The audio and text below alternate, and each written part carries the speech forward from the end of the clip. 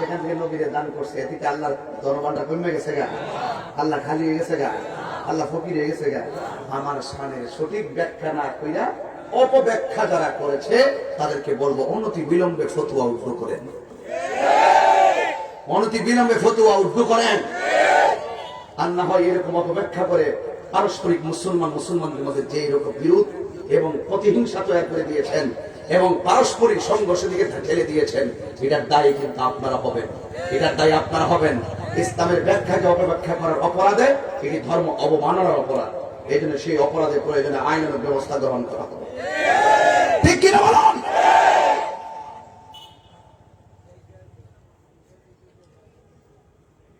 সাবধান বলে দিলাম, তাড়াতাড়ি ফতোয়া উদ্ধার করুন।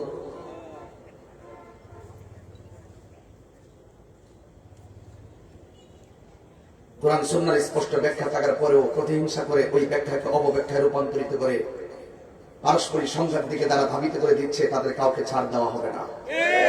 যেখানে কোন ধরনের সংঘাত হবে প্রয়োজনে ওই তারা যারা ফতোয়া দিয়ে হামকি তুমকি দিয়েছে তারাই হবে হুকুমের আসামি, ঠিক কিনা বলেন? তাড়াতাড়ি ফতোয়া উদ্ধার করুন। একটা ফতোয়া দিতে গেলে বহুত চিন্তা ভাবনা করে ফতোয়া দিতে হয়, সাবধান করে দিলাম। কোন জায়গায় কথা বলছেন আন্দাজ পান নাই? তাহিরি দলিল ছাড়া কথা বলে না, ঠিক কিনা বলেন? আপনি মারা যাবেন ফতোয়া দিয়ে, আমিও একদিন মারা যাব। আপনি আমাকে কাফের বলছেন, যদি আমি কাফের না হই তাহলে আপনি কাফের হয়ে যাবেন। ভাবেন তো আপনার কবরটা কি অবস্থা হবে? কাফের কাফের কাফের কাফের কাফের কাফের ফতোয়া দিতে মুসলমানরা যখন পারস্পরিক কামড়া কামড়িতে ব্যস্ত, তখনই ইন্ডিয়াতে কোরআনের 26টা আয়াতকে বাতিল করার জন্য রিট করার সাহস পাইছে, কথা বল ঠিক কিনা বলেন? ফতোয়াবাজি বন্ধ করে। আপনাদের ফতোয়ার কারণে মানুষ কি বলে জানেন? মাছওয়ালাকে মাছ মাছ মাছ মাছ, ওই মাছওয়ালা, রিক্সা রিক্সা রিক্সা রিক্সা, ও রিক্সাওয়ালা। কাফের কাফের কইতাছে কইতাছে, মানুষ আপনার কইতাছে ওই কাফেরওয়ালা। আমরা এমন এক অবস্থা চলে গেছে। এবার ভাবেন, মরতে হবে যে আপনাদের দায়িত্বশীল দায়ী যারা, তাদের কাজ হলো বেঈমানকে ইমানদার বানানো, আর আপনারা একজন ইমানদার মুসলমানকে কাফের বানানোর জন্য একজোটে ফতোয়াবাজি শুরু করছেন, আমাকে কাফের মুশরিক বানাইয়া। একবার ওয়াজের মাঠ থেকে বৈঠক করে ডাক দিয়েছেন, প্রতিরোধে ডাক মেরে দিয়েছেন, ডাক দিয়ে একদম আমার কাফের বানাই দিবেন। আপনাদের দায়িত্বশীল ব্যক্তিদের কাজ তো এটা না। দায়িত্বশীল ব্যক্তির কাজ হলো, যদি কেউ যদি কোনো ধরনের কোনো অপরাধ করে, কেউ যদি কোনো ধরনের অপব্যাখ্যা করে, তার কাছ থেকে জানবেন যে তুমি কেন এটা বলছো। যদি সে ব্যাখ্যা দিতে সামর্থ্য হয় এটা মানবেন, ব্যাখ্যা দিতে সামর্থ্য না হলে বোঝাবেন। না বোঝায় যদি এরপরে যদি সে তার কোরআন সুন্নাহর বিরুদ্ধে অবস্থান নেয়, তখন আপনারা যেটা ফতোয়া দেওয়ার, এটা তো অনেক পরের কথা। আপনাদের দায়িত্ব হলো বেঈমানকে বুঝাইয়া ইমানদার বানানো।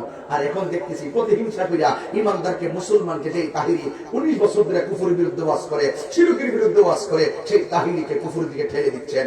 এটা দায়িত্বশীলদের কাজ হতে পারে না। আমরা তো মারা যাবো ভাই, আমরা তো কবরে যাবো না। কে কদিন থাকবো বলেন তো দেখি? আমি তো চাই যে আপনার জানা যায় আমিও শরীক হই। আমি তো এইটাও চাই যে আমি মারা গেলে আমার জানা যায় আপনি শরীক হন। তো কাফের ফাঁকের মুসলিম বলতে বলতে ইসলামদার 12টা বাজায় দিচ্ছেন বলে আজকে ইহুদি খ্রিস্টানরা মাঝে মাঝে মুসলমানদের ঈমান নিয়ে খেলা করার সুযোগ পায়। করোনা কি এমনি আইছে?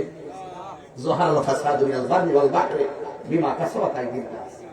এই মহামারী যা আসে সব আমাদের হাতের কামাই। আমরা পাপ কাজ করতে করতে করতে করতে করতে করতে খুন খারাপি ঘুষ টুস খাইতে খাইতে খাইতে খাইতে হারাম রে প্রকাশ্যে আরাম বানায় বানাইছি। আল্লাহ কথা ঘুম হারাম করে দিল। করোনা ছাপ আর একটা ছাপা মারছে, এই আগামী কয়েকদিন লাগতেছে। অবস্থা ভয়াবহ। তাড়াতাড়ি শেষ দায়ী করেন, ঘরে পড়ে থাকেন, আল্লাহর কাছে কাঁদেন, আল্লাহ গো জীবনে অনেক গুনাহ করছি, কেমনে কবর আযাব সহ্য করব? ওই কবরের বয়ান দিচ্ছেন আমাদের আলোচনা করার জন্য।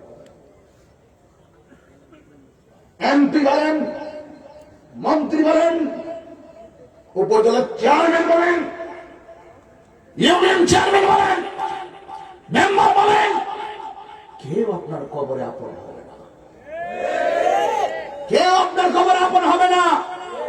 কে আপন হবে, কিভাবে আপনি কবরে সুখ পাবেন, সেই কথাগুলো বলবো। আমার বক্তব্যকে কেউ নেগেটিভ চোখে দেখবেন না। আমি তাহিরি কত সম্মান করি আপনাদেরকে। আমি তাহিরি আকাবেরদেরকে কত সম্মান করি, সবাই বলতো যে তাহিরি সবাইকে শ্রদ্ধা করে, সেই লোকটাকে যখন আপনি অবহেলা করেছেন, হয়তো আমি একটু জবাব দিতে গিয়ে কেউ যদি আমার ব্যাপারে মিথ্যা বলে, যদি আমি নীরব থাকি, তাহলে মিথ্যাটা সত্য হয়ে যাবে, সেই জন্য আমি জবাব দিয়েছি, আর না হয় আমি জবাব দিতাম না। আমার যুবক ভাইরা, আল্লাহ রাব্বুল আলামিন কোরআনুল কারীমের মধ্যে বলেছেন, কাইফ, আমি আল্লাহ রাব্বুল আলামিন তোমাকে যাকে ইচ্ছা করে তাকে রাজত্ব দেই, আমি আল্লাহ যাকে ইচ্ছা করি তার কাছ থেকে রাজত্ব ছিনিয়ে নেই। তোরে আমি এত কিছু দিলাম, তোর মধ্যে একটা গ্যাটা হয়েছে, তাহিরি সব বাবা, কি পাঞ্জাবি, পাগড়ি, কি ব্যবসা, গাড়ি, এমপি, মন্ত্রী, হেলিকপ্টার, স্পিডবোট, রিক্সা, বাস, লোহাগাড়ি, প্রাইভেট কার, কত বাহানা। আল্লাহ কয় সব বাহানা সুম্মা ইউমিতুকুম, একটা থাবা দিয়ে সব শেষ করে দিবে। মৃত্যু নামক থাবা, মৃত্যু নামক থাবা দিয়ে তোর সব পজিশন সেকেন্ডে শেষ। এখন আসার সময় কাদের ভাইয়ারা বলছে তাহির সাহেবের আগমন, শুভেচ্ছা, স্বাগত,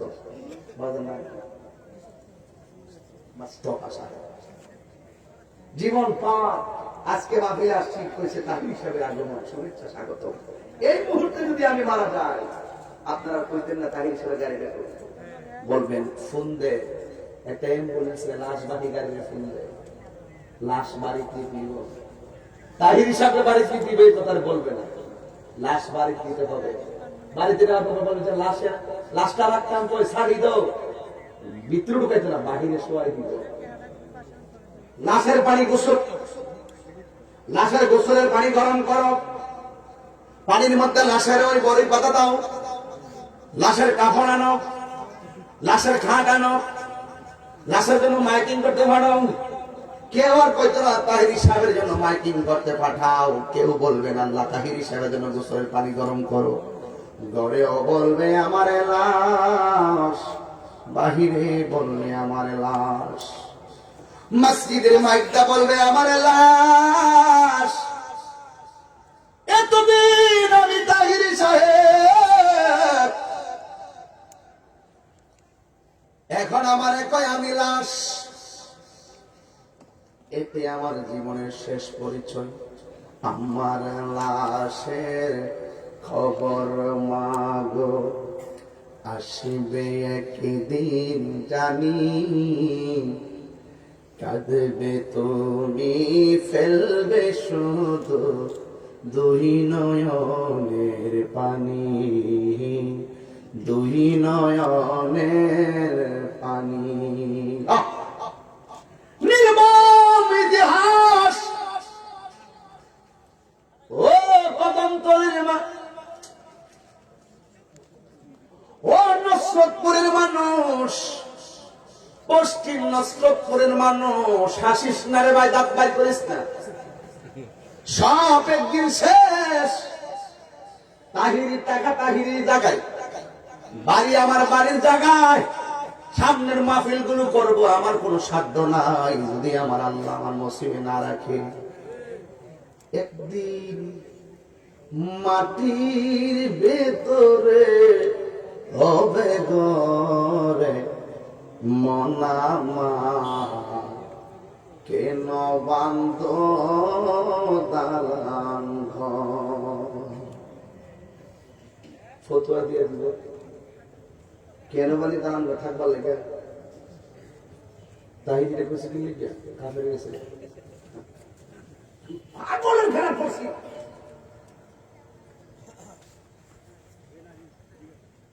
প্রাণ পাখি উড়ে যাবে পিঞ্জুর ছেড়ে, তোরা দাম সবই রবে, তুমি যাবে চলে। বন্ধু বান্ধব যত, মাতা পিতা তারা শত, হয়ে যাবে সবই তোমার পরে মনামা, কেন বন্ধ দালান ঘর রে মনামা। কেন বান্ধ দালাঙ্গ এ বন্ধুরি ও পশ্চিম নসরতপুরের বাবারা রাস্তা হলো দুইটা একটা হলো ইমানদারের রাস্তা আর একটা হলো বেঈমানের রাস্তা জবান খুলে বলেন আমরা কি শয়তানের রাস্তায় চলবো নাকি আল্লাহর রাস্তায় জোরে বলুন কেন আল্লাহর রাস্তায় চলবো আমাদের খালেক কে আমাদের মালিক কে যিনি আপনারা বানাইছে আল্লাহ বলেন সুম্মা ইলাইহি তুরজাউন তোমাদেরকে আমি আল্লাহ বানিয়েছি তোমরা আবার আমার দিকে ফিরে আসবে যিনি বানাইছেন তার কাছে ফিরে যাবো জবান খুলে বলুন তিনি কে এই জন্য আমার বাবা আল্লাহ কোরআনে বলেন মিনহা খলাকনাকুম ওয়া ফিহা নুঈদুকুম ওয়া মিনহা নুখরিজুকুম তারাতান উখরা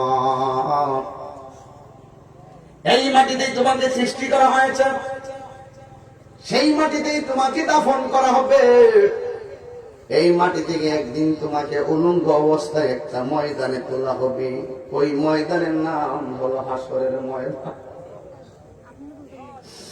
দুনিয়ায় কেউ আপন হবে না গো ঘরের ভিতরে তুমি শুয়ে রইছো পেটে ব্যথা করে মাথা ব্যথা করে কিডনি নাই হার্ট দুর্বল হয়ে গেছে মা তোমার কাছে কইব ফুট কি খাইবি ভাল লাগে না ফুট শুনলে কেমন লাগে ভাল লাগে না ফুতরে ডাক্তারের কাছে যাইবি কথা কয় না কেন জানেননি আমার নবী বলেন মৃত্যুর আগে আজরাইল একটা দাও মারবে ধাও এটার নাম হলো সাকরাতুল মউত আজরাইলের ধাওটা যখন খাইব তার মুখের মধ্যে পানি দিব পানিটা কন্টনারের ভিতরে ঢুকবে না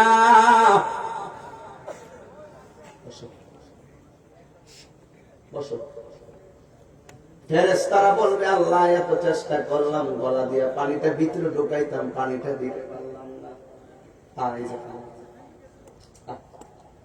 দিলাম খাইলাম এমন একটা সময় আসবে একটা চামচ পানি কন্ট্রোলে যাবে না এই দিক দিয়ে বাইরে ফিরে যাবো খাওয়ার শক্তি থাকবে আল্লাহ বললে ফেরেশতারে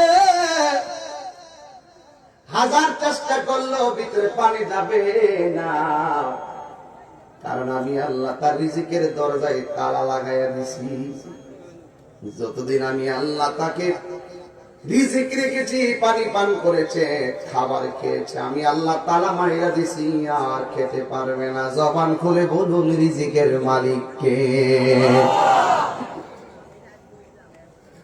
পা দিয়ে হাঁটতে পারে না পায়ের ফেরেশতা বলবে আল্লাহ এত চেষ্টা করছি একটা কদম তার জন্য জায়গায় পাই নাই আল্লাহ বলবে যতটা কদম জমিনে বাজেট ছিল সব শেষ হয়ে গেছে পা গোলামসল হইবার আগে মসজিদে যাও জবানটা বন্ধ হওয়ার আগে আল্লাহর জিকির লাগাও চোখটা বন্ধ হওয়ার আগে কোরআন তেলাওয়াত লাগাও সময়ের এক পুরো সময়ের 10 ফুট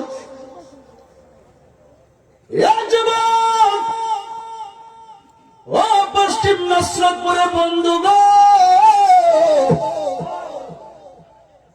আমি কেমনে বুঝাইতাম মরণের ডাকটা কত কঠিন আপনজন সব তোমার পাশে বসা গড়টার দরজা হলো 7 ফুট আর পাশ হইল 3 ফুট বন্ধুরে আমার আজরাইলটা এত বড় 7 সমুদ্র 13 নদীর পানি মাথায় দিলে ওই 1 ফোঁটা পানি জমিনে পড়বে না এত বড় পশ্চিম নসরতপুরে 3.5 ফুট দরজাটা দিয়ে এত বড় আজরাইলটা ঢুকলো কখন আবার বাইরিল কখন রুহুটা কবজ করলো কখন কেউ টের পাই নাই এই জন্যই তো আমি মাঝে মাঝে ওই শানটা গাইতাম রংমহলে থাকবার বন্ধু পালঙ্কে শুইয়া কোন সন্ধানে আজরাইল ঢুকিবে আসিয়া, দুয়ারে প্রহরী থইয়া রুহ নীল কেমনে।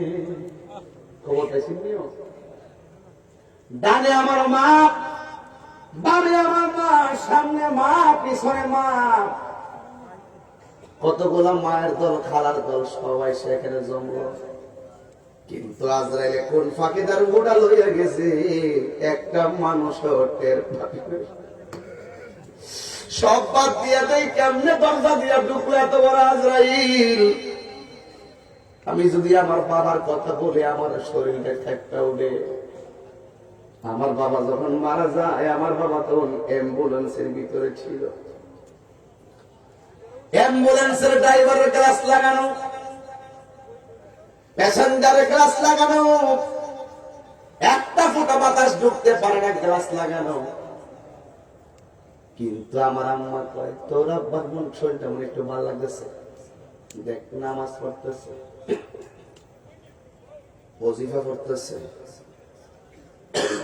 দুরূদ শরীফ পড়তেছে, কালেমায়ে শাহাদাত পড়তেছে।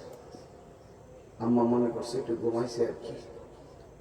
একটু পরে কইছে, কি রে তোর আব্বা দিন ধরে না? বড় ভাইটা পাশে বসা, আমার আরেক ভাই বসা, আমার বগ্নিপতি বসা, আমার একটা মুরিদ। এ বন্ধুরে লড়ে না তো লড়ে না। আম্মা কয়, সত্যি তোর আব্বা দি ফাঁকি দিয়া চলে গেল।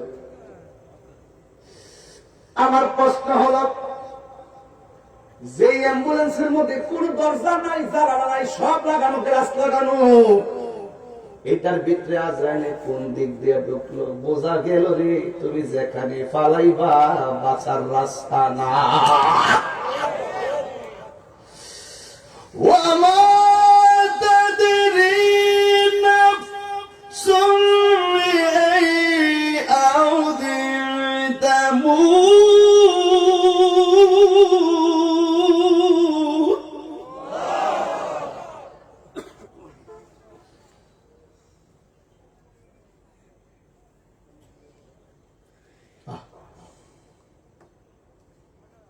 যেখানে তুমি পালাইবা সেখানেই তোমার কাছে আজরাইল আসবে। যতই লাগাইয়া সিঁড়ি লাগাইয়া ফালাও না কেন, আজরাইল তোমার কাছে আইব। কিন্তু ধরন কিন্তু দুইটা। যদি আপনি ইমানদার হন, রুহটা কবজ করবে একরকম, আর যদি বেঈমান হন, আমার নবী বলেন আর গলাটা শুকাইয়া যাইব। 7 সমুদ্র 13 নদীর পানি মুখে দিলেও পানি তৃষ্ণা মিটবে না।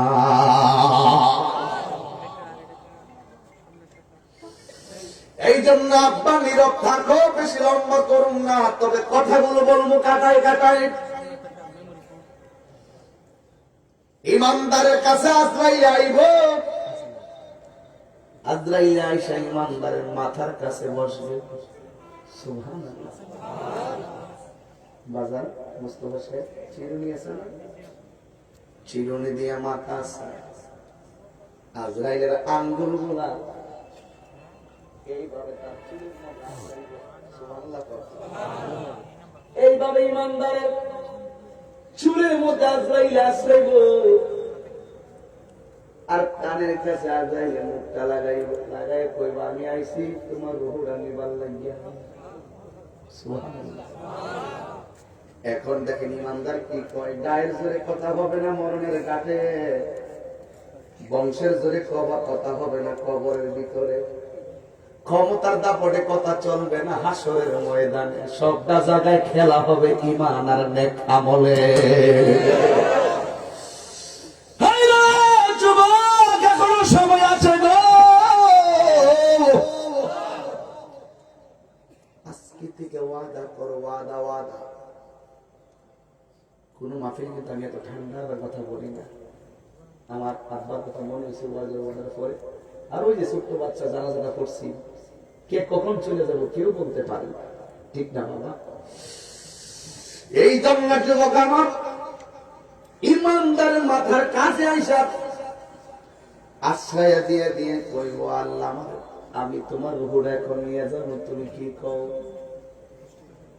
ইমানদার কইল, কি কইতাম মানে তাড়াতাড়ি রুহুটা লইয়া যাও। আর দুনিয়া সিজনুল মুমিনিন, দুনিয়াটা হলো মুমিনদের জন্য জেলখানা, তাড়াতাড়ি রুহুটা লইয়া যাও। আমার মালিকের সঙ্গে দিদারের জন্য মনটা পাগল হয়ে গেছে। তাড়াতাড়ি আমার রুহুটা লইয়া যাও, আমার মনিবের সঙ্গে দেখার জন্য আমার মনটা পাগল পাগল হয়ে আছে। বন্ধুরে, দেখছো নি কেমন কথা? যারা বেঈমান তারা দুনিয়া দুনিয়া করে, যারা ইমানদার দুনিয়ারে তুচ্ছ মনে করে।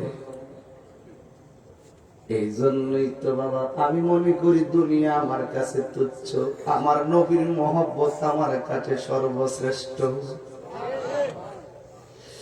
এবার ইমানদার যখন বলবে তাড়াতাড়ি শুনেন, আল্লাহ তখন একটা ফেরেশতারে বলবে, তুই বৈশা দিছিস কি লাগা, তাড়াতাড়ি যা নসরত কর। গ্রামের নামটা লইছি বোঝানোর জন্য। আবার অনেকে কইব নসরতপুর কোন জায়গা আছে লেখা দেখেন, বড় মুসিবত। এই জন্য ভাঙ্গা দিয়া যায়, কথার কথা বলছি, সব জায়গায় আল্লাহর ক্ষমতা আছে না নাই? নসরতপুর কি আলাদা? ব্যাখ্যা বোঝে না, শুধুমাত্র দলিল খুঁজেন। সব জায়গায় দলিল খুঁজছেন। মানসুর হাল্লাজ আনার হক হয়েছে, শরীয়তের মৌলবী ফতোয়া দিছে, কিন্তু মানসুর হাল্লাজের মাকাম আল্লাহ বাড়ায় দিছে। সবার কাছে দলিল চাইেন না। এই জন্য আমার আব্বু ওই আল্লাহ ডাক দিয়া বলবে, ও ফেরেশতা তুই তাড়াতাড়ি যা, ইমানদারের রুহটা এখন কবজ হবে। আজরাইলে বলছে বসছে মাথার গোড়ায়, তুই যাইয়া বসবি দুইটা চোখের মাঝখানে। ইমানদার দুইটা চোখের মাঝখানে ওই ফেরেশতা বসবে। আমার আল্লাহ ওই ফেরেশতার কাছে দুইটা জিনিস দিয়া দিছে, একটা হলো একটা সাদা কাপড়, আর একটা হলো আতরের বোতল। আল্লাহ বলেন, ও ফেরেশতা ওই আতরটা মেশকে আম্বারের মতন গান, যে আতরটা কাপড়ের মধ্যে খাইলা দে, ওই কাপড়টার মধ্যে যখন মাইখা দিবে তখন একটা গ্রান শুরু হয়ে যাবে, গ্রান। এই গ্রানটা যখন ইমানদার নাকের কাছে লাগাইয়া দিব, ওই দিকটা আজরাইলের রূহ কবজ করো। ইমানদারে ওই কাপড়ের গ্রানটা নিতে নিতে নিতে নিতে এমন একটা ভাব আগো ভাব, ছোট বাচ্চা মায়ের স্তন থেকে দুধ পান করতে করতে যেমনে ঘুমায়া যায়, আজরাইলের রূহটা কাইরা নিয়ে যাইব, ওই ইমানদার এমন ভাবে ঘুমায়া যাবে।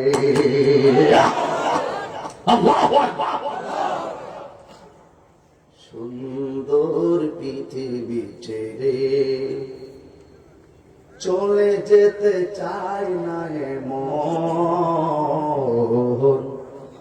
তবু চলে যেতে হয়। থাকতে পারবেন?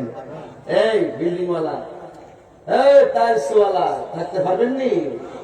এই জন্য অসুবিধা নাই, ঘুমান না। আল্লাহ তো কইছে দিন দিছি চলাফেরা করবার লাগিয়া, রাত দিছি বিস্তেমার লাগিয়া, মাঝে মাঝে একটু সময় দিছি আমার কাছে হাজিরা দিবার লাগিয়া, 24 ঘন্টায় ফাঁসবা। হাজিরা না দিয়ে বেতন পাইবেন নি? বুঝালই না। এই জন্য বাবা আমার ইমানদার ঘুমায়া যাবে, রুহুটা যখন নিয়ে যাবে তখন ওই সাদা কাপড়ের ভিতরে ওই রুহুটারে বাইন্ডিং বানাইব। আল্লাহ ডাক দিয়া বলবে, ফেরেশতা আয় আয়, ওই রুহুটারে নিয়ে আয়। এবার রুহুটারে প্রথম আকাশে নিয়ে যাবে, প্রথম আকাশে ফেরেশতারা রুহুটারে সালাম দিব। দ্বিতীয় আকাশের মধ্যে যাবে, রুহুটাকে ফেরেশতারা সালাম দিব।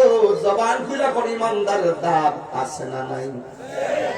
এখন বলবেন, তাহিরি হুজুর এই কাপড়টা আমার আল্লাহ দিছে কোথায় থেকে? এই কাপড়ের মার্কেটের নাম শায়েস্তাগঞ্জ মার্কেট নয়, হবিগঞ্জের মার্কেট নয়। যেই মার্কেট থেকে আল্লাহ কাপড় পাঠাইছে ওই মার্কেটের নাম হইল জান্নাতুল ফেরদাউস। ইমানদাররা আল্লাহ কত ভালোবাসে। নসরতপুরের তমিজ মিয়ার বডির বাইন্ডিং কইরা কবরে দিবার লাগা শায়েস্তাগঞ্জ থেকে যায় কাপড় কিনে আনলো। আর ইমানদারের রূহটারে বাইন্ডিং করার জন্য আমার আল্লাহ জান্নাত থেকে কাপড় পাঠাইলো। কত দাম, কত দাম, কত দাম। এবার ফেরেশতা সপ্তম আকাশ পাড়ি দিবে। এবার আমার আল্লাহ একটা আওয়াজ দেয়, ইয়া আইয়াতুহান নাফসুল মুতমাইন্নাহ ইরজিই ইলা রাব্বিকি রাদিয়াতান মারদিয়াহ ফাদখুলি ফি ইবাদি ওয়াদখুলি জান্নাতি। ওই বান্দার রূহটার ব্যাপারে আল্লাহ কইব, ফেরেশতা গো,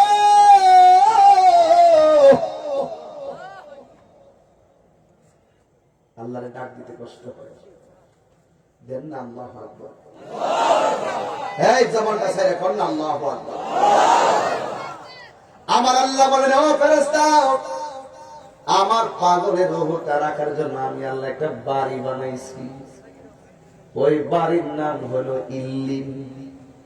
আর বেঈমানের রূহটা যেখানে রাখবে ওই জায়গার নাম হলো সিজ্জিন। সিজ্জিন জায়গাটা বড় কষ্টের জায়গা, আর ইল্লিন জায়গাটা বড় সুখের জায়গা। রূহটারে ওখানে নিয়ে প্রথম রাখবে। আর এই দিক দিয়ে তমিজউদ্দিনের বডিটারে সুন্দর করে শায়েস্তাগঞ্জের কাফন দিয়ে বাইন্ডিং করছে। কাপড় হলো 3টা। কাপড় কয়টা?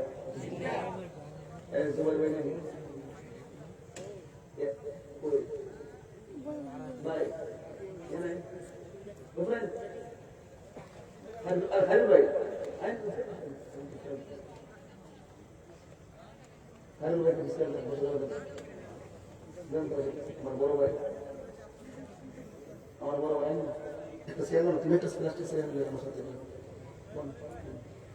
অসুবিধা নাই।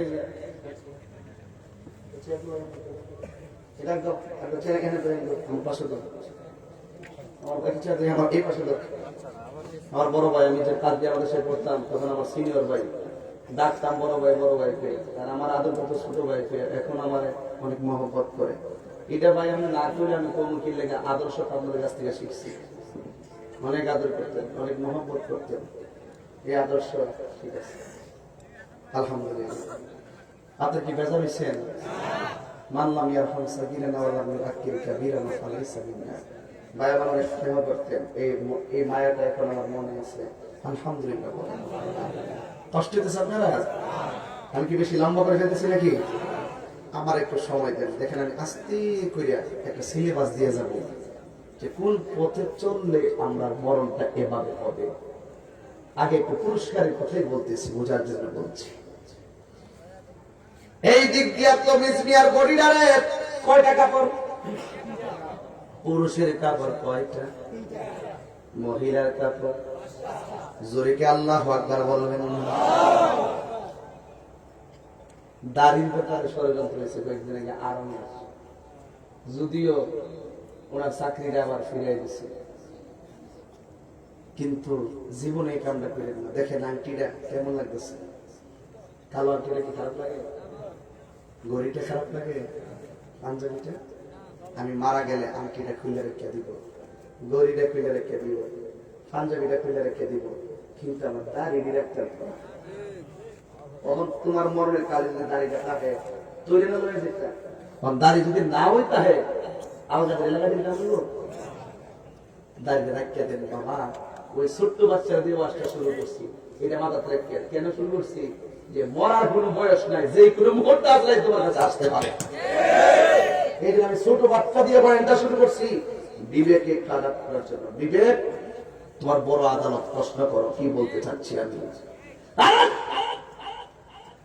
3.5 বছরের বাচ্চা কেন? ওই দিন গেলাম চান্দিনা তোমার দেবীর দ্বার, তাই দেবীদার প্রেম এলাকা আছে। আমার ভাই একজন মনটা খারাপ হয়ে গেল। মনটা খারাপ কেন? হুজুর বাচ্চাটা হয়েছে হওয়া 2 দিন না 3 দিন পরে বাচ্চার মাটা মারা গেছে। কেউ পেটের মধ্যে কত হাজার হাজার লাথি খাইছে মা, সন্তানটা বেঁচে আছে, সন্তানের মাটা মারা গেছে। ওই মা কখনো কল্পনা করে নাই যে আমি আমার ছেলেকে না দেখে এভাবে মারা যাব। আমার বহুত তোমরা, আমি তার সান্ত্বনা দিয়েছিলাম কি জানেন? একটা কথা বলছিলাম, তুমি কাঁদো কেন? তুমি কি হাদিসে পড়ো নাই? ডেলিভারিতে যে মহিলা মারা যায় আল্লাহ তাকে শহীদের মর্যাদা দান করে। সেদিন থেকে উনি কয়, হুজুর আমি যতই অপরাধী হই তাইলে হয়তো আমি গর্ব করে বলতে পারবো যে আমি একজন শহীদের আমি স্বামী। বুঝছেন? অনেক ডেলিভারিতে বাচ্চা হওয়ার পরে একটা চিৎকার দিয়ে মারা যায়। তো আল্লাহ কেন করায়? আল্লাহর ক্ষমতা কি বোঝানোর জন্য। তোমার শরীরে শক্তি বেশি, মোটরসাইকেল টান মারো, মুরব্বী বস্তা আলগাইতে পারে না তাই বলে মুরব্বীরে ধমক মারো। তোমার বাবা মরে নাই তার মানে তোমার মরণ হবে না, এটা কখনো কল্পনা করো না। নিজের চোখের সামনে এই নসরতপুরে মানুষ কয়েকদিন আগে অ্যাক্সিডেন্ট হয়েছিল না? গত কয়েক মাস আগে এই রোডের মধ্যে অ্যাক্সিডেন্ট হয়েছিল। আমি তখন এখানে ছিলাম।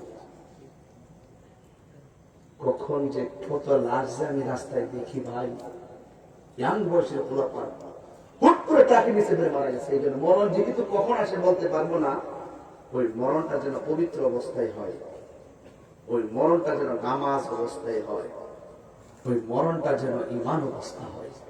কথা বলে ঠিক কিনা?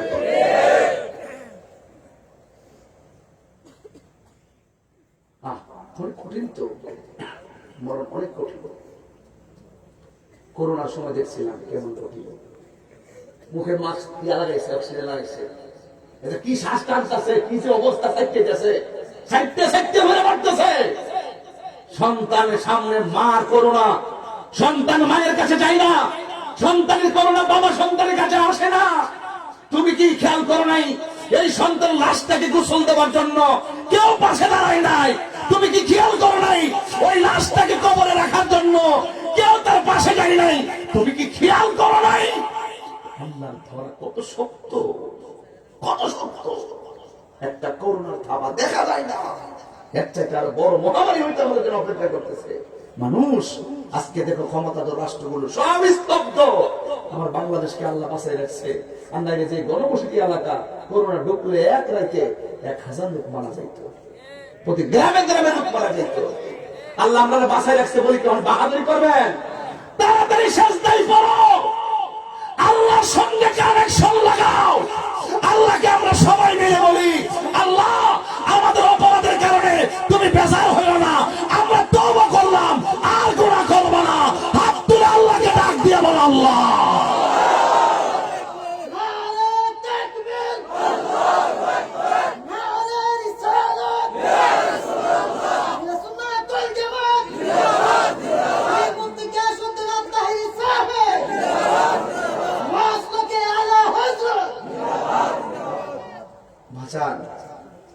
আমার কথায় কেউ রাগ করবেন না, আমার কথায় কেউ বিরক্ত হবেন না। আপনারা বলেন তো আমার কথাগুলো কি সঠিক বলতেছি? তো ইমানদারের দাম আছে না নাই? এই দিক দিয়া তুমি মিয়ার লাশটাকে কবরে নিবে, কাপড় কয়টা? কটাবে ঘুমাইতেছে? কাপড় কয়টা? 3টা কাপড় কমিজ মিয়ার গায়ের মধ্যে লাগাইলো। লাগায়া কে আসল বাড়িতে নিব না নকল বাড়িতে? আপনারা জবান খুলে বলুন, আসল ঘরের নাম কি? আজকে মহিলারা ছিল, তাইলে একটা কথা বলি আমার মা বলবে, মা মা তোমার স্বামীর ঘরটাকে সুন্দর করার জন্য একটা শোকেস কিনলা, শোকেসে প্লেট রাখলা, গ্লাস রাখলা, আর একটা সোফা সেট কিনলা, আর একটা স্টিলের আলমারি কিনলা, খাট কিনলা। এতগুলা মাল কেন? হুজুর ঘরে ফার্নিচার না থাকলে সুন্দর লাগে না।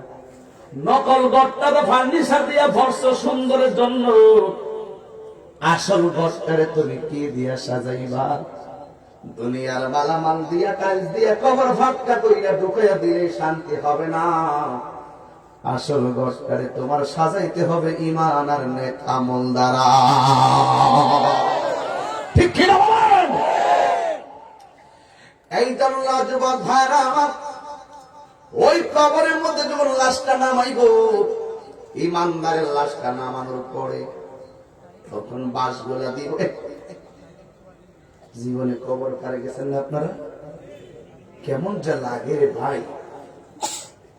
বাঁশগুলা একের পরে এক দেয়, দেওয়ার পরে হয় না, কয় আরো দে, দেওয়ার পরে হয় না, কয় আরো দে, দেওয়ার পরে হয় না, একবার বাবা ছেড়ে সাফাইয়া দেয়, দেওয়ার পরে হয় না, একবার আরেকটা চিকন বাঁশ দে, দিয়া কবরটারে আন্দারি করে অন্ধকার।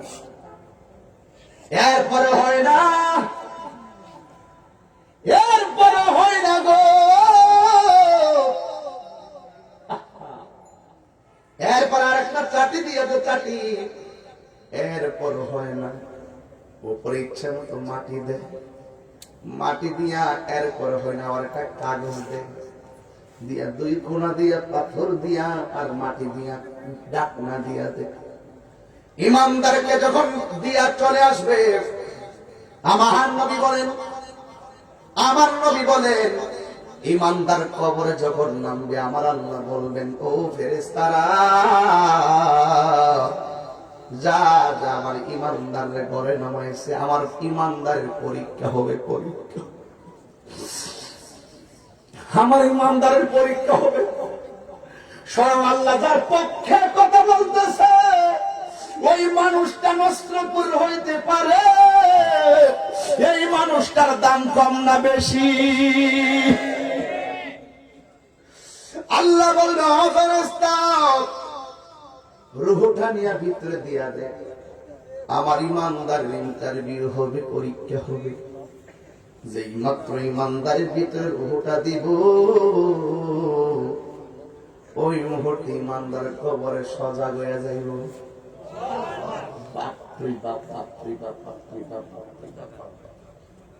আল্লাহু আকবার, আল্লাহু আকবার। ডানে মাটি, বামে মাটি, উপরে মাটি, নিচে মাটি।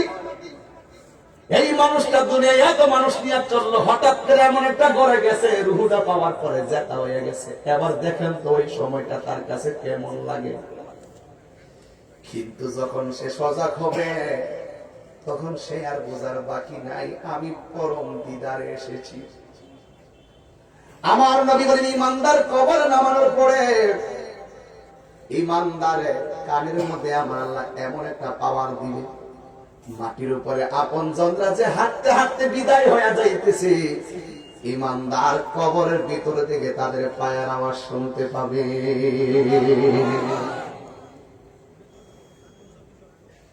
এবার ইমানদার সজাগ, ডানে মাটি, বামে মাটি গো। হঠাৎ করে কবরের ভিতরে দুইজন ফেরেশতা আসবে। মুনকার নকির, তুমি দাঁড়াও বাবা, তুমি দাঁড়াও, বড় জন দাঁড়াও, দাঁড়াও, কষ্ট নিয়ে আসবা। নাম কি?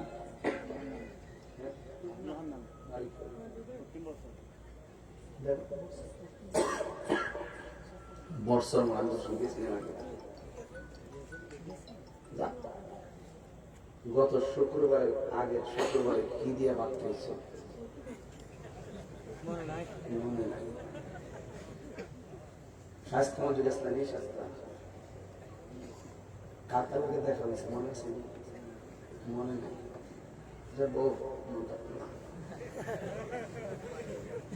জায়গা মতো ধরলাম। গত শুক্রবারে কি দিয়ে খাইছে তার মনে নাই। বলো 3 দিন আগে স্বাস্থ্য করলো, কার সঙ্গে দেখা হয়েছে মনে নাই। এখন যদি বলে আজকে দিনের বেলা কয়টা কথা কইছো, আমার হিসাব তো কত মনে নাই। আজকে দিনের বেলা কার সাথে কি কথা কইছো, একটা একটা করে হিসাব দাও, কয় মনে নাই।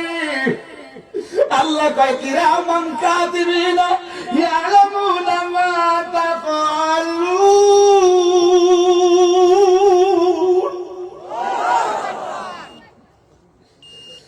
যেদিন তোর মার পেট থেকে আইছস, মায়ের পেট থেকে ভূমিষ্ঠ হওয়ার পরে কয়টা শ্বাস ফলাইছো, কয়টা চোখের দেখছো, কয়টা সৃষ্টি দেখছো, কার লগে কথা কইছো, কয়টা গুনাহ করছো, কয়টা সওয়াব করছো, একজনের কাছে জাররা জাররা পরিমাণ হিসাব আছে। নসরতপুরের বাবারা দিলটা নরম কইরা একবার ডাক দিয়া বলো তিনি কে? একটা হিসাব দিলাম তারে, পালাইবা কোথায় যাইয়া নাই। আল্লাহ বলবে ও ফেরেশতা রূহ দেব। রূহ দেওয়ার পরে কবরের ভিতরে এইভাবে কাফনে কাফর দিয়া বাইন্ডিং হয়ে শুয়ে থাকবো। জোরে কোন সুবহানাল্লাহ। এইভাবে শুয়ে থাকবো, এইভাবে শুয়ে থাকবো। গাটটা ফিরাই দিও পশ্চিম দিকে, সজাগ হয়ে থাকবে। ইমানদারে হঠাৎ করে দেখবে কবর উপর দিয়ে একটা আওয়াজ হইতেছে, আস্তে করে দুইজন দুই পাশে আয়সা দাঁড়াইব। আয়সা ইমানদারে সালাম দিব, দিয়া তারে এইভাবে এইভাবে শুয়ে থাকবে, এইভাবে তারে বসাইব। বসাইয়া বলবে মার রাব্বুকা। ইমানদার বলবে রব্বি আল্লাহ। ওয়া মা দীনুকা, বলবে দিনী আল ইসলাম। ওয়া মা কুনতা তাকুলু ফি হক্কি হাযা রাজুল, এই লোকটা সম্পর্কে তুমি কি ধারণা করতে? তখন বলবে তিনি আমার জান, তিনি আমার ঈমান।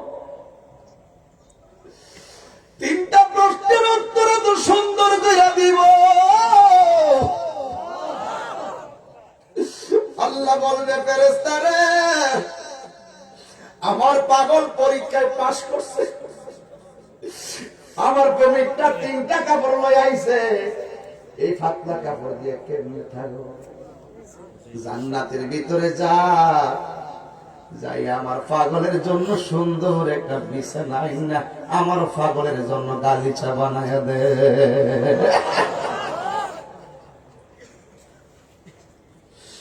এবার ওই গালিচা বানায়া দিব।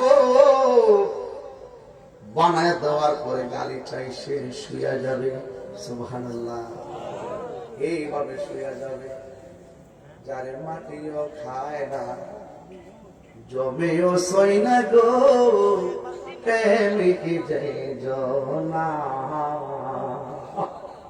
যারে মাটিও খায় না, জমেও সই না গো, প্রেমিক যে জনা। ইমানদার কবরে এমনি শুয়ে থাকবো। শোয়ার পর ইমানদারের ডাইন কাত হইব। দেখবেন যত দামি বিছানাই হোক, প্রথম শুইলেই কিন্তু ঘুমে ধরে না, একটু গয়রা গড়ি করে। যত আরামের বিছানাই হোক, ঘুম আসে না। ইমানদারের বিছানা দেওয়ার পরে সাথে সাথে ঘুম আসবে না। ইমানদার ডান কাত হবে, ডান কাত হবে। ইমানদার যেই মাত্র ডান কাত হবে রে বাবা, ইমানদার দেখবে সুন্দর একটা নূরের বাতি জ্বলতেছে। ইমানদার জিগাইব তুমি কেডা গো?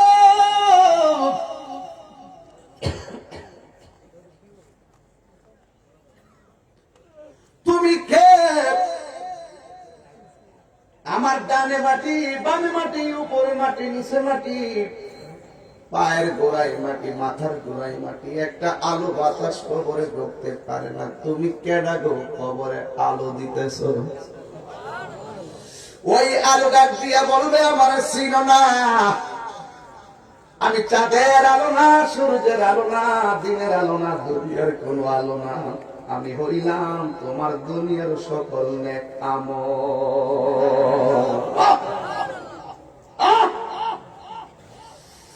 এরপরে ইমানদার ডান কাতে শুইব। ইমানদার ডান কাতে শুয়ে আবার বাম কাতে যাবে, বাম কাতে শুইব। আল্লাহ কয় ফেরেশতা, আমার পাগল শুইছে, জান্নাতের বরাবর একটা হাওয়া দিয়া দে, জান্নাত থেকে একটা নূরের হাওয়া কবর দিয়া দে। না গরম না শীত, আরাম আর আরাম।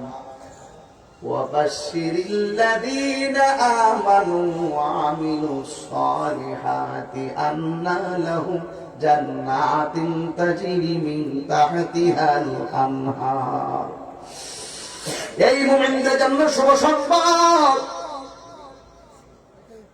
ওই ইমানদার বাম কাত হওয়ার পরে আর একটা নূরের আলো দেখবে ইমানদার জিজ্ঞাসা তুমি কেডা গো কে আমার চিনো না আমি হইলাম দুনিয়ায় তোমার কোরআন তেলাওয়াত এ যুবক ভাইরা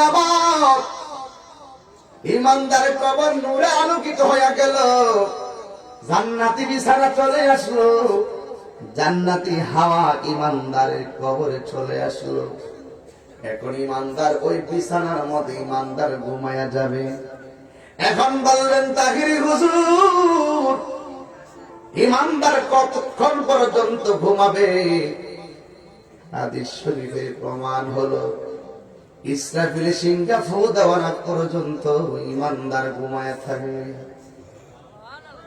এবার ইমানদার ঘুম থেকে উঠার পরে বলবে হারে এই মাত্র ঘুমাইলাম ক্যাডারে আমার ঘুম থেকে জাগ্রত করলো অথচ ইমানদার ঘুমের ভিতরে কোটি কোটি বিলিয়ন মিলিয়ন বছর পার করে দিছে ইমানদার যারা পরিমাণ টের পাই নাই এমন মরণ আমরা রইব নি এই মরণ তাহির কপালে সুবর্ণি গো নবী ও আমার আল্লাহ এমন মরণ আমরা নসিব করে দিও এমন মরণ আমরা নসিব করে দিও কিন্তু তুমি যদি বেঈমান হয়ে যাও বেঈমান হওয়ার পরে এই যুবক বেঈমান হওয়ার পরে ওই কবরে যাওয়ার পরে আমার নবী বলে ওই কবরের মতো কি আযাব কত ভয়ঙ্কর হিসাব আমি তো এই হাদিস পড়তে যাই পাগলের মতন করি মাঝে মাঝে একটা সাপ থাকবে কবরে তার শাস্তি দেওয়ার জন্য এই সাপটা হবে 450 কিলোমিটার লম্বা সর্বনাশ এই এলাকায় যদি 20 হাত একটা সাপ ধরা পড়ে টেলিভিশনে নিউজে চলে যাবে কথা কোন ঠিক কিনা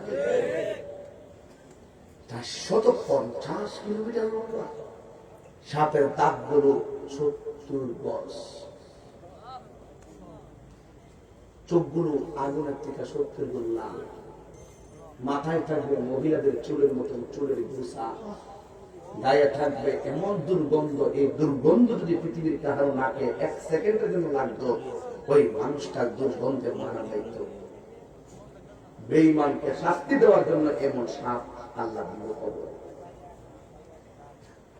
শুধু তাই নয় বেঈমানদের কবরে আরেকটা শাস্তি আমাদেরকে প্রথম শাস্তিটা বড় ভয়ঙ্কর কোনটা ডান পাশের মাটিগুলো এক প্রান্তে যাবে বাম পাশের মাটিগুলো আরেক প্রান্তে যাবে দুনিয়াতে চল্লা ঘুষ খাইছো সুদ খাইছো নামাজ পড়ো নাই মার মনে কষ্ট দিছো মাটির কবরে তুমি যাইবা তোমার কি মনে নাই মিনহা খলাকনাকুম এই মাটিতে ওয়াফিহা নুইদুকুম এই মাটিতে তোমাকে দাফন করা হবে এই জন্য মাটি তোরে কেমন জোরে একটা চাপা মারবো রে আমার নসরত করে বাবা আমার তো মনে চাইতেছে নসরতপুরের গুরুস্থানে যাইবার লাগে আমার মন চাইতেছে নসরতপুরের গুরুস্থানে যাইতাম আল্লাহ যদি আমার এমন পাওয়ার দিত আমি কবরটা খুঁড়তাম খুঁজে তারে জিগাইতাম তুমি যে কবরে আইছো কবরের মাটিটা কেমন ব্যবহার তোমার সঙ্গে করছে সে যদি বেঈমান হয় আমারে কয়া দিত তাহিরি রে কবরের মাটির চাপাটা এমন ভয়ঙ্কর তুলার মতন নরম করে মাটির সঙ্গে হাড্ডি গুলা গুড়া দ্বারা বানাইয়া ফেলবে কিন্তু তোমার মরণ হবে না এমন ভাবে কবর মাটি চাপা মারব তোমার কান্নার আওয়াজ পৃথিবীর কেউ শুনবে না আমার নবী বলেন কবরে তার কান্নার আওয়াজ যদি পৃথিবীর কেউ শুনতো তাহলে ওই মানুষটার কান্নার আওয়াজ যদি কারো কানে লাগতো ওই কানে লাগার ফলে তার কানের পর্দা ফেটে রক্তক্ষরণ হতে হতে সুস্থ মানুষটা মারা যাইতো। এর নাম কি? পশ্চিম নসরতপুর। পশ্চিম নসরতপুর।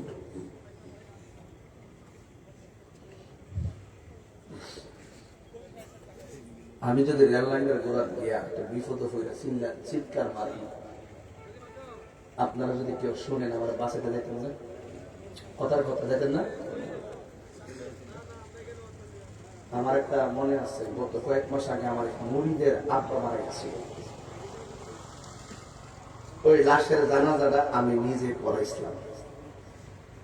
কবর ভিতরে নামাইছি মাটি দেওয়ার জন্য, কবরের পাড়ে দাঁড়াইছি, মাটি দিতেছি, দিয়া আমার মুড়িদরে জিগাইলাম, কেউ তোমার আম্মা তো মারা গেছে, তোমার আম্মার কবরটা কোনটা?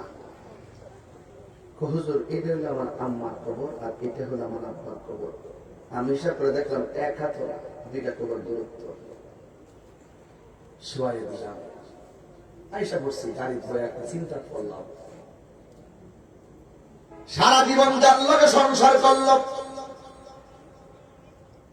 একটা ঘরের মধ্যে তারা একটা খাটের মধ্যে ছিল, সন্তান সন্ততির বাগান সাজাইয়া দিয়ে গেল, কিন্তু একটা কবর এখানে আরেকটা কবর এখানে। স্ত্রীটা সুখে কিনা দুঃখে আছে স্বামী জানার ক্ষমতা নাই, স্বামী দুঃখে কিনা সুখে আছে স্ত্রী জানার কোনো ক্ষমতা নাই। এটার নামই হলো নিষ্ঠুর দুনিয়া আর বাস্তবতা। কথা বলেন ঠিক কিনা? এই জন্য আমার আব্বা, আমার নবী বলেন, ওই কবরের ভিতরে বেঈমানকে শাস্তি দেওয়ার জন্য আমার আল্লাহ রাব্বুল আলামিন একটা ফেরেশতা পাঠাবে। এই ফেরেশতারা কানেও শুনে না, চোখেও দেখে না, হাতের মধ্যে থাকে বিশাল বড় একটা হাতুড়ি। ওই হাতুড়িটা লইয়া এমন জোরে বাড়ি মারবে, 70 গজ মাটির নিচে গুড়া বানাইয়া ঢোকাইয়া দিব। বাড়িটা কোন জায়গায় পড়ছে ফেরেশতা বুঝে না, কারণ সে তো চোখেই দেখে না। বাড়িটা মারার পরে এমন জোরে একটা চিৎকার মারবো, এই কান্নার আওয়াজ ফেরেশতা তো শুনে না, কিন্তু এমন কান্না করে বাড়ির মানুষ কেউ শুনে না। পশ্চিম নসরতপুরে তাহিরি যদি কান্না করে, তাহিরিরে সেভ করার জন্য অনেক লোক দূরে যাইব। প্রশ্ন হলো, কবর পাশে কবরটা বাড়ি খাইতেছে, শাস্তি পাইতেছে, কেউ কারো পাশে আপন হয়ে দাঁড়াইবার সুযোগ নাই। কথা কোন ঠিক কিনা? এই কবরের ভিতরে তুমি শাস্তি পাবে কতক্ষণ? ইসরাফিলের সিংহে ফুৎকার দিবে যখন।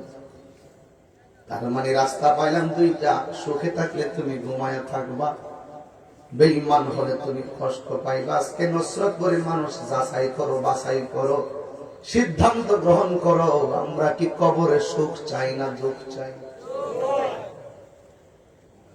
যদি সুখ চান নামাজের দরকার আছে না নাই? যদি সুখ চান মায়ের খেদমত দরকার আছে না নাই? দেখেন আমার নবী কয় ওয়া মিনহা, আমার আল্লাহ কয় ওয়া মিনহা নুখরিজুকুম তারাতান উখরা। এই মাটির কবর থেকে তুমি হাসরের ময়দানে উঠবে। আমার নবী বলে সবাই সেদিন উলঙ্গ অবস্থায় উঠবে। কি অবস্থায়? উলঙ্গ অবস্থায় উঠবে। আয়েশা সিদ্দিকা ডাক দিয়ে কয়, নবী গো, ও মায়ার নবী, উলঙ্গ অবস্থায় উঠলে একজন আরেকজনের লজ্জাস্থান দেখবো, এটা কেমন শরমের কথা। আমার নবী বলে, আয়েশা, হাসরের ময়দানটা এত কঠিন হবে, মাথার 8 বিঘা উপরে সূর্যটা থাকবে। আল্লাহু আকবার, আল্লাহু আকবার। 12টা মুখ থেকে একটা মুখের 90 ভাগের 1 ভাগ যদি দুনিয়ায় দেয় কেমন গরম লাগে। সেদিন সবগুলা মুখ ওপেন করে 1 বিঘা উপরে সুরমার কাঠিটা, সুরমার কাঠি যত বড় কতটুকু মাথার উপরে সূর্যটা থাকবো। অথবা হাত বিঘাত উপরে সূর্যটা থাকবো, মাথায় যখন সূর্যটা তাপ মারবো মাথার খুঁড়িটার সাথে সাথে পড়ে যাবে। বাতের মার যেমন করে টকবক টকবক করে পারে, মাথার মগজ গুলো চিটটা চিটটা ডাইনে পড়বো বামে পড়বো। আল্লাহ আল্লাহ ও আল্লাহর আযাব সহ্য হয় না। মা সন্তানের কাজে লাগবে না, সন্তান মার কাজে লাগবে না, সবার মুখে শুধুমাত্র নাফসি নাফসি নাফসি নাফসি। এ বন্ধুরা, ওই ময়দানে কেউ কাউকে উপকার করবে না। ওই ময়দানে আমি কাঁদবো, তুমি কাঁদবে। আমার নবী কই ওই হাসরের ময়দানে সর্বপ্রথম হিসাব হবে নামাজের হিসাব।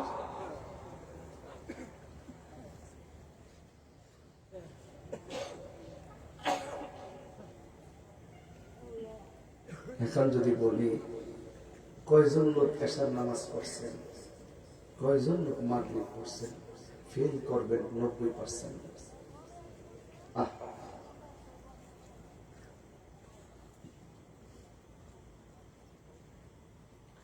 নাই কোন বন্ধুগণ, নাই দরদি, নাই কঠিন দিনে আমার নবীজি বিনে। কেন তাহির নবী নবী করে, কেন পশ্চিম নসরত করে পোড়াপান করে মন গুলা মরে গেছে। আজকের একটা মুখে হাসি নাই কেন, একটা মুখে কথা নাই কেন? প্রত্যেকটার চোখের পানিতে ছলছল করছে, প্রত্যেকটার ভিতরে রুহুটা একটাই কারণ, খবর আযাব আমরা সহ্য করতে পারবো না। আমরা গুনাহগার ডাকিবারে বার, আমরা গুনাহগার ডাকিবারে বার। তুমি দয়া না করিলে, তুমি দয়া পাবো কার? আমরা গুনাহগার ডাকিবারে বার, আমরা গুনাহগার। কণ্ঠটা খুললে আল্লাহ ডাকতো না, যা অতীতে যা হবার হয়ে গেছে, এবার ভবিষ্যতে করে গুনাহ না হয়। বলেন, তুমি দয়া না করিলে, তুমি দয়া পাবো কার?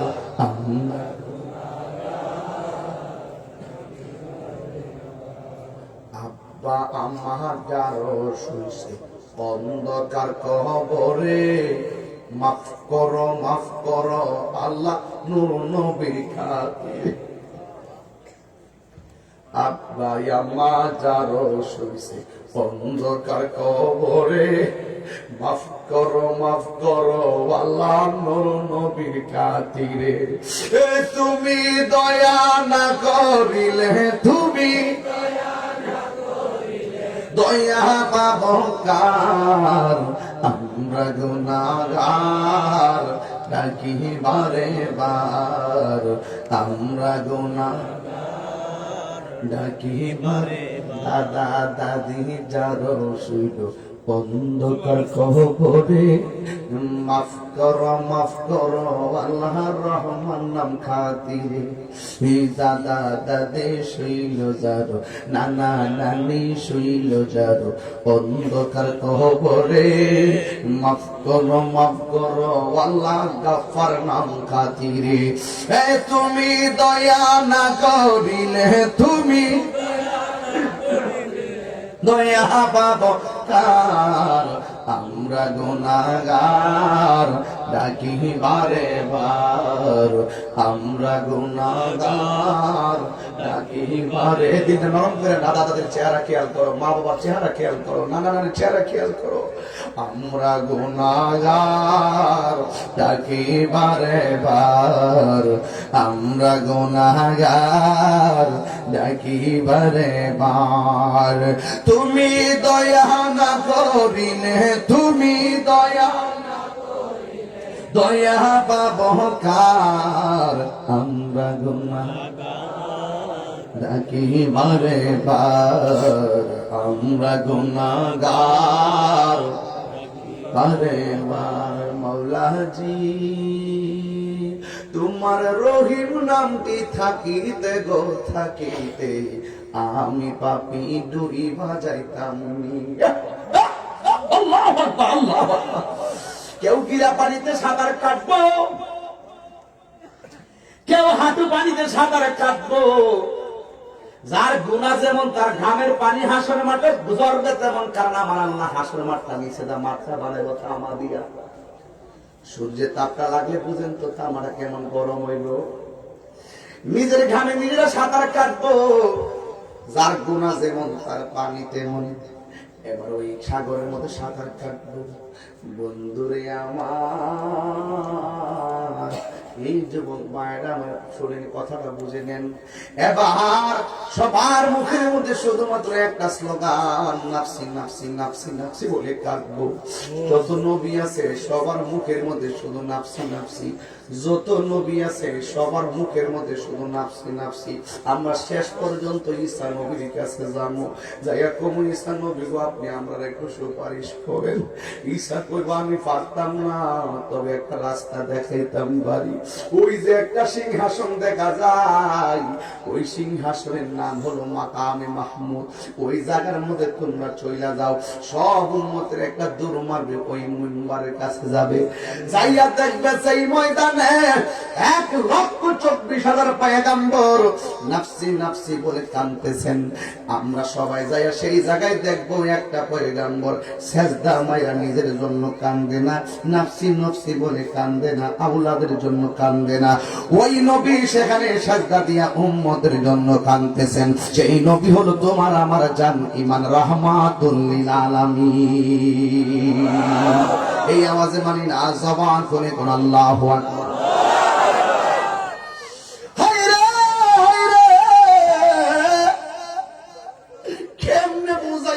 কেমনে বুঝাইতাম আমার নবী বলেন, হাসর ময়দানে কিছু কিছু মানুষের, কিছু কিছু মহিলাদের মাথার চুলগুলো নিচে দিয়া জোলাই আগুন লাগাই দিব। জিজ্ঞাসা করবে আল্লাহ গো এরা কারা? ও বন্ধু এরা কারা জানেননি? এরা দুনিয়ার বেপরদা নারী। এই জন্য আমার আব্বুরে আবার কিছু কিছু উম্মতের শরীরের মধ্যে থাকবে আগুনের শিকল। জিজ্ঞাসা আল্লাহ এরা কারা? এরা যারা মা বাবার মনে কষ্ট দিছে। দরজাটা খুলতে কে যায় ধুকা, বাবা বুঝি বলছে এলে নাকি খোকা। দরজাটা খুলতে কে যায় ধুকা, বাবা বুঝি বলছে এলে নাকি খোকা। বুকের ভেতরটা নড়ে চড়ে উঠে, বুকের ভেতরটা নড়ে চড়ে উঠে, চোখ বেয়ে জল নেমে আসে, শুধু বাবা নেই শুধু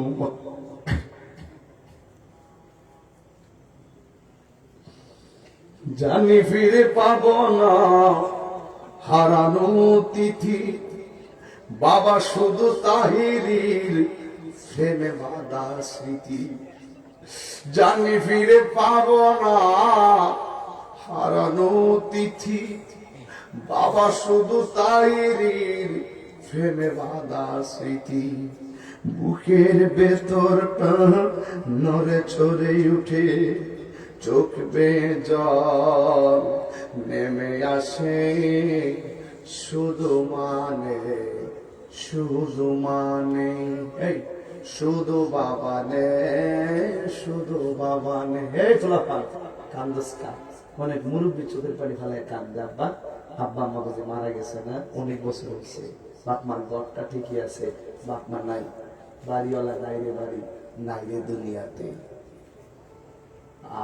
মাগো তোমার মতো লই না কেহ, আমায় কোলে আনি, আঁচল দিয়ে মোচে নাকি,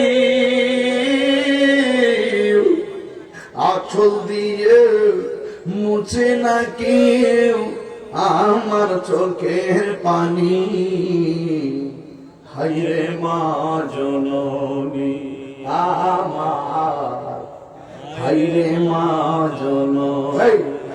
মাগো তোমার মতো অনেক পোলাপন আছে মায়ের হাতে রাতের খাবার খায় আসতে পারে নাই। অনেক পোলাপন আছে রাত্রে বারে যায় ডাক দিব মা দুনিয়াতে।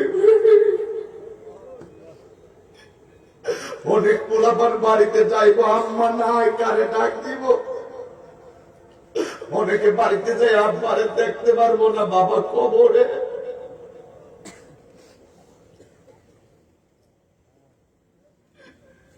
আমি কেমন করে দেব মাটি, আমি কেমন করে দেব মাটি তোমার কবরে। মা তুমি আমার আগে যেও না গো।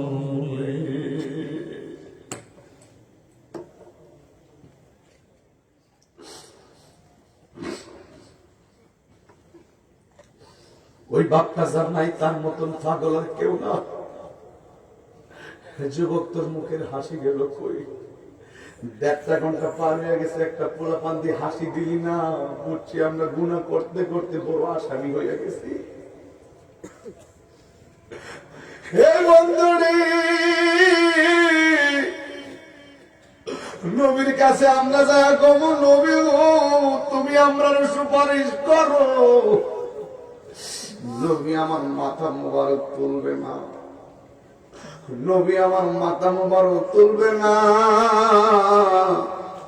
কেন তুলবে না জাননি? আল্লাহ তখন কাহার থাকবে, আল্লাহর সামনে কেউ কথা বলবে সাহস নাই।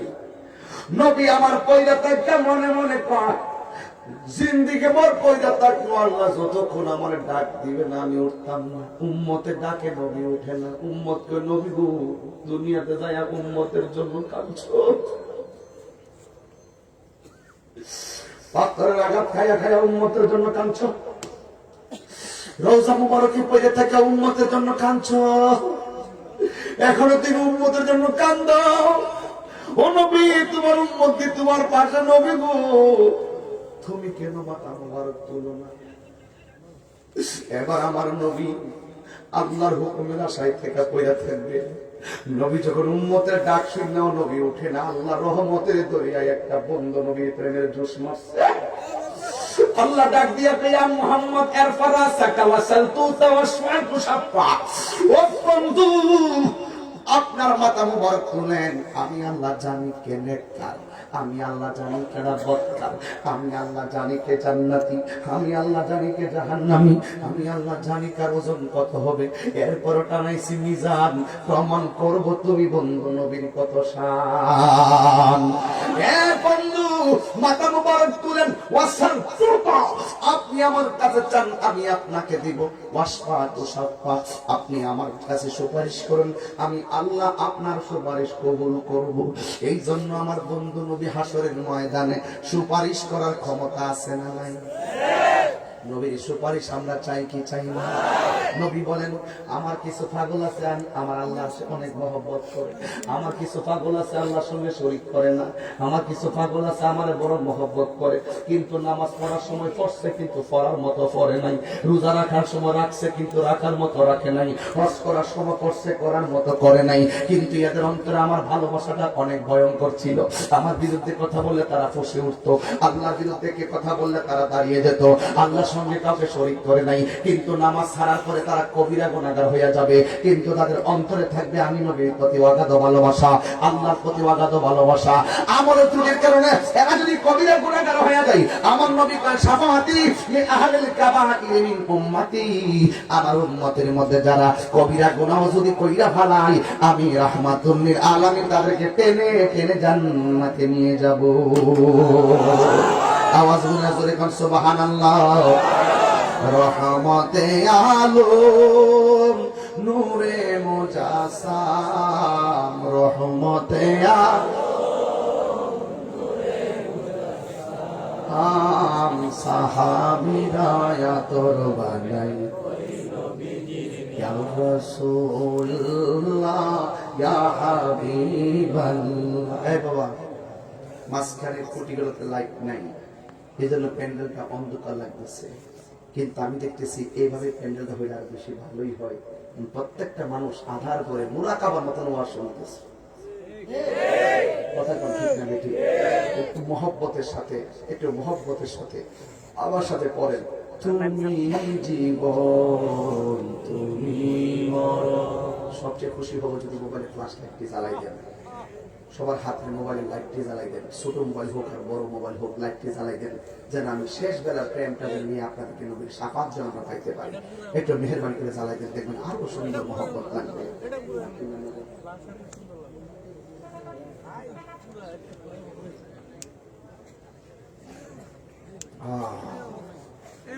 আল্লাহ আমাদেরকে নবীর দিদার নসিব করো, আমিন কোন। তুমি জীবন তুমি আধার ঘরে, তুমি আপন তুমি জীবন তুমি মরণ। আধার ঘরে তুমি মোদের পারের করি, তুমি মোদের তুমি নিদানে তৌরানে ওয়ালা ইয়া রাসূলুল্লাহ ইয়া হাবিবাল্লাহ ইয়া রাসূলুল্লাহ। জোরে ইয়া রাসূলুল্লাহ ইয়া রাসূলুল্লাহ, তুমি মোদের আশার আলো, এ তাই তো তোমায় বাসি ভালো রাখবে। তুমি মোদের আশার আলো, এ তাই তো তোমায়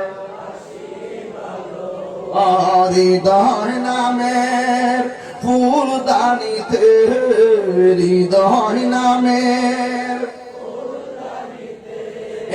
গেতে রেখেছি প্রেমের মালা। ইয়া রাসূলুল্লাহ ইয়া হাবিবাল্লাহ ইয়া রাসূলুল্লাহ ইয়া রাসূলুল্লাহ ইয়া রাসূলুল্লাহ, তুমি মোদের সকল আশা, তুমি মোদের ভালোবাসা, তুমি মোদের সকল আশা, তুমি মোদের ভালোবাসা, তুমি মোদের সকল আশা, তুমি মোদের তুমি নিদানে পরানে ওয়ালা ইয়া রাসূলুল্লাহ ইয়া হাবিবাল্লাহ ইয়া রাসূলুল্লাহ ইয়া রাসূলুল্লাহ।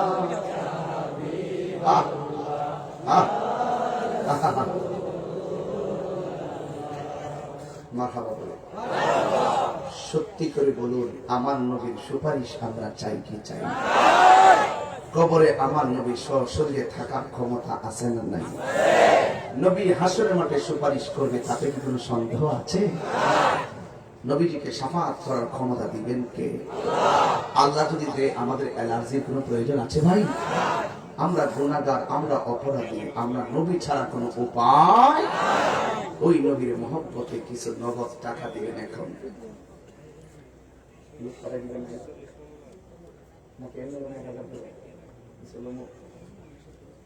একটু কালেকশন করি 5 মিনিট নবীর মহব্বত। আচ্ছা, আমি একটা কথা বলি, আপনারা যে বয়ান শুনছেন এতক্ষণ, কয়টা বাজে? 1.25 ঘন্টা হয়ে গেছে প্রায়। আপনারা যে বক্তব্য শুনছেন, একটা নীতি কথা বলবেন, মানে ন্যায্য কথা বলবেন। আমি কি কোরআন সুন্নাহ আর যথার্থ কথা ছাড়া কি কোনো বাহিরে কথা বলছি? জানার নাম ইমান না, মানার নাম ইমান। আজকে থেকে নামাজে দাঁড়াই যাবেন, মা বাবার খেদমত করবেন। একজন মা অনুরোধ করছে আমার আজান শুনতে। এই প্রথম কোন এক মা আমার আজান শুনতে চেয়েছে। আমি যেহেতু মাকে ভালোবাসি, এই জন্য আমার মায়ের কথাটা রাখলাম। উনি ঢাকা থেকে আসছেন, আমি জানি না, আমি তাকে চিনি না। আমি আমার কাছ থেকে আজানটা জানতে চেয়েছেন, এই আমার এক মা, আমি আজানটা দিব ইনশাআল্লাহ। কিন্তু অনুরোধ করবো 5 ওয়াক্ত নামাজের দরকার আছে না? আল্লাহ আল্লাহ গো, তুমি কবুল করো। বাজান আজানটা দিব। কেউ কিন্তু উঠবেন না, কেউ উঠবেন না, নীরবে বসবেন। শুধু 5 মিনিট সময়। 5 মিনিটের ভিতরে মা বাবা পরে আছে কবরের ভিতরে, টাকা পরে আছে পকেটের ভিতরে, দিয়ে দিবেন মা বাবার মাগফিরাতের জন্য। এমন একটা মায়ের পাগল হাত তুলে কও, আজকের মাহফিলে আমি নগদ দিব 1000 টাকা।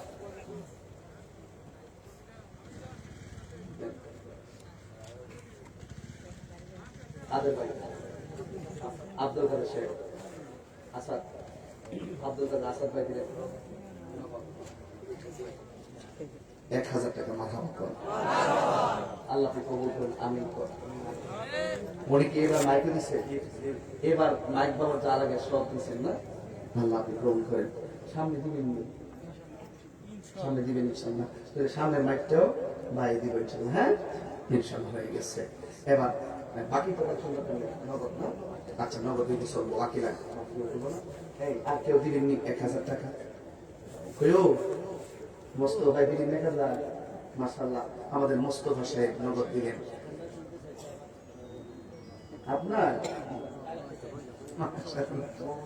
মোস্তফা সাহেবের পরিবার আজানটা যে শুনতে চেয়েছে, মাশাআল্লাহ আলহামদুলিল্লাহ, তিনি দিয়ে দিলেন 1000 টাকা। বলেন মারহাবা। আল্লাহ আপনি কবুল করেন, দাম্পত্য জীবনে সুখের চাদর বিছিয়ে দেন। আমি আহা, ওর নাম কি? আহারে কাউসার মিয়াও, তার আম্মা নাকি অসুস্থ, তার আম্মার অসুস্থ, তার শেফার জন্য দোয়া চাইছে। আমি আসার পরও বলছি, পাগল ছেলে, আল্লাহ এই দানের উসিলায় তার আম্মাকে তুমি শেফা নসিব করো, আমিন। বাজান 3 জন পাইছে 1000 করে, আর 2 জন লোক দিলেন পাক পাঞ্জাতে হয়ে যাবে ইনশাআল্লাহ। 3 জন পাইছে, আর 2 জন দেন। আমার ডান পাশ থেকে একজন দেন, বাম পাশ থেকে একজন দেন। এই 1000 টাকা দিয়ে গেলে আপনি একদিন ভুলে যাবেন, কিন্তু আমার আল্লাহ রাব্বুল আলামিন এটাকে উহুদ পাহাড় পরিমাণে নেকি দান করে দিবেন। দেন, আর 2 জন দেন। কে দিবেন? 1000 এখান থেকে, আর 1000 এখান থেকে। মোহাম্মদ খলিলুর রহমান নগদ দিলেন 1000 টাকা। মারহাবা কর, আল্লাহ আপনি কবুল করেন, আমিন কর। আল্লাহ তাকে রহমান ও মালিক তোমার বন্ধু বানাইল। আর আব্বা অসুস্থ না, আল্লাহ তার শেফা নসিব করে, আমিন কর। আর একজন দেন 1000 টাকা, এফরানি কান্না।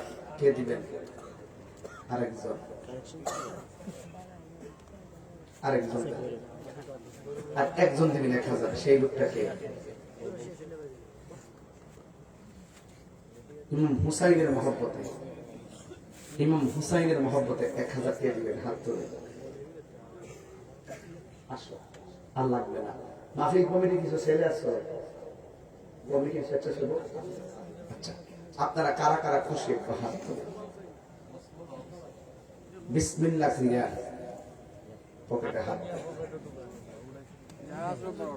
যে যা পারেন। আমি চাই আজকের মাহফিল একটা রোহানিয়তের মাহফিল হয়েছে। আমি মাহফিল বহুতই করি, কিন্তু আমার কাছে শান্তি লাগছে, অনেক শান্তি লাগছে।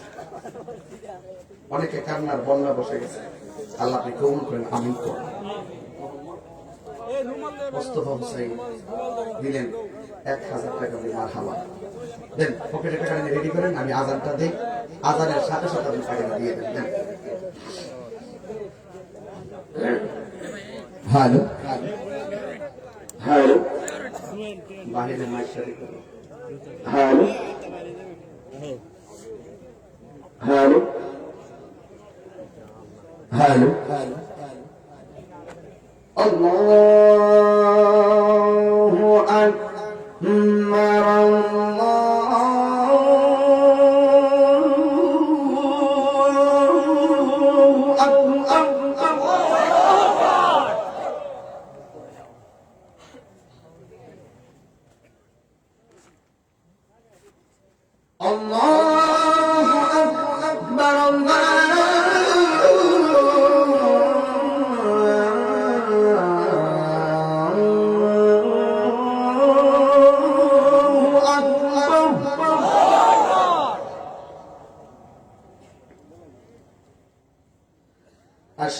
আল্লা ইলাহা ইল্লাল্লাহ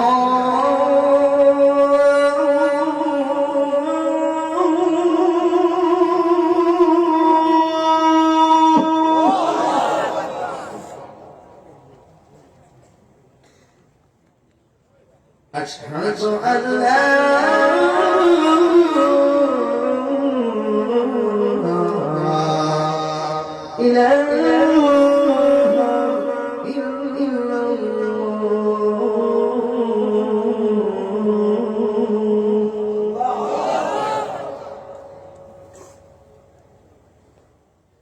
أشهد أن محمدا رسول الله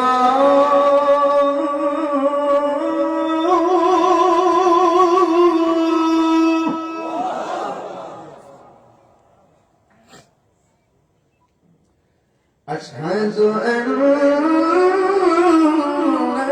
محمدا رسول الله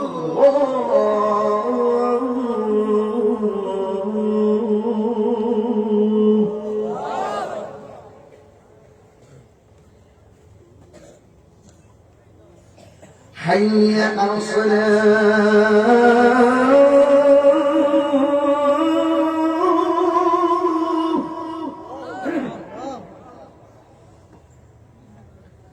حي على الصلاة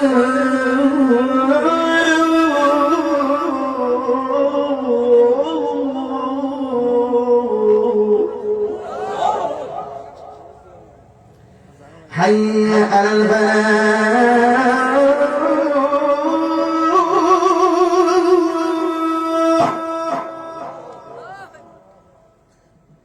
حي على الفلاح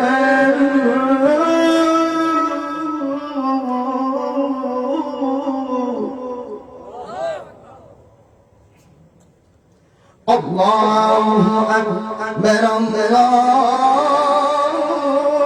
أكبر لا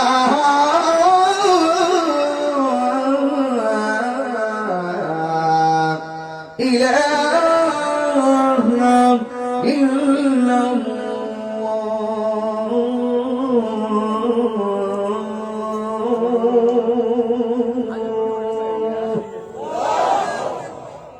খুশি না বেজার খুশি না বেজার নামাজ কি বলো না কাজ আছে কাজ কে বলো আমার মনে হয় আওয়াজটা সবাই বললে আরো বড় শোনা যাবে নামাজ কে বলো না কাজ কে বলো নামাজ বিহীন পর পারে কি জবাব দিবে তুমি ফজর কাটে ঘুমের ঘরে জোহর কাজে কাজে আসর কাটে খেলাধুলায় মাগরিব মাঝে মাঝে নামাজকে বলো না কাজকে বলো আমার নামাজ আছে নামাজ বিহীন পর পারে কি জবাব দিবে তুমি মারহাবা কর হুজুরকে নিয়ে আসো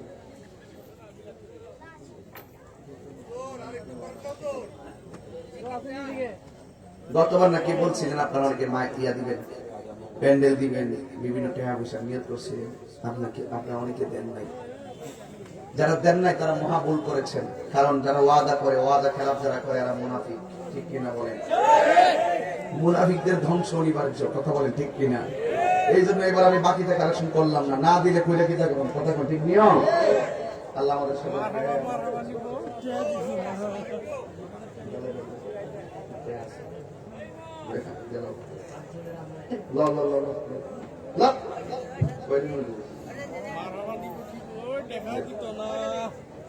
বাকি আছে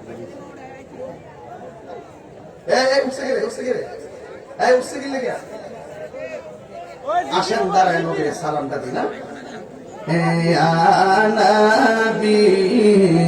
সালাম। আমাদের চট্টগ্রামে খুব ভালো আলোচক আছে, সবাই বসবেন ইনশাল্লাহ।